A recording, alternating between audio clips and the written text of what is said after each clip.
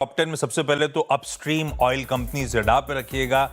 एक रीजन कि हो सकता है वेनेजुएला पे अब सैंक्शंस यूएस हटा दे, और दूसरा वैसे ओएनजीसी के लिए तो स्पेसिफिकली क्योंकि इसके इन्वेस्टमेंट्स हैं वहां पे ऑयल वेल्स में, ऑयल फील्ड्स में। दूसरा एचडीएफसी बैंक Q3 के अपडेट अच्छे हैं। ग्रॉस एडवांसेस ऑलमोस्ट 12% का उछाल।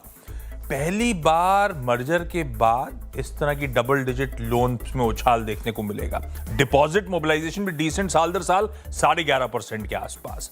बजाज फाइनेंस डिसेंट अपडेट है। एयूएम ग्रोथ लार्जली जो गाइड कर रखा है 22 से 23% के आसपास, वो डिलीवर करते हुए, और नए लोन्स में 15% का उछाल साल दर साल है। इवन सीक्वेंशली भी 14% के आसपास का इंप्रूवमेंट। ठीक है, कोल इंडिया आज रडार पे, वैसे फ्राइडे को बहुत अच्छे मूव्स थे। आज मुंबई में प्रेस कॉन्फ्रेंस है इसकी subsidiary Bharat coking coal limited के आईपीओ की।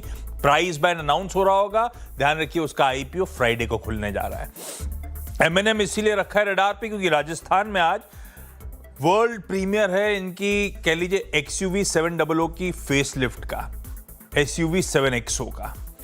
वेदांता डिसेंट तो नहीं कहूंगा, फीके से अपडेट है। एल्यूमिनियम प्रोडक्शन केवल 1% बढ़ा है, बाकी डिटेल स्क्रीन पर आएंगी। ठीक है, एवेन्यू सुपरमार्ट Q3 का अपडेट फीका है।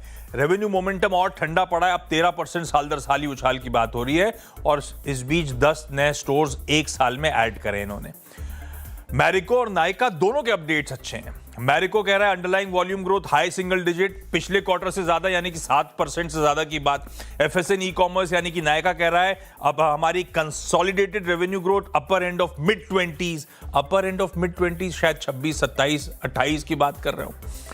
पीएसयू बैंक स्टैक रख दिया क्योंकि एक नहीं थे, कई सारे थे। एक हाईलाइट है डिपॉजिट मोबिलाइजेशन बढ़िया था। सारे के सारे पीएसयू बैंक जिनके क्वार्टरली अपडेट्स पर रिएक्शन देना है सब स्क्रीन पर रख दिए हैं। इसमें bank of Baroda, bank of India highlight है, ज्यादा अच्छे थे। और प्राइवेट बैंकिंग स्टैक भी रख दिया है वायदा बाजार में जो स्टॉक्स हैं। Yes bank, RBL, AU small और बंधन बैंक, इन सब के क्वार्टरली अपडेट्स पर भी हम रिएक्ट कर रहे होंगे।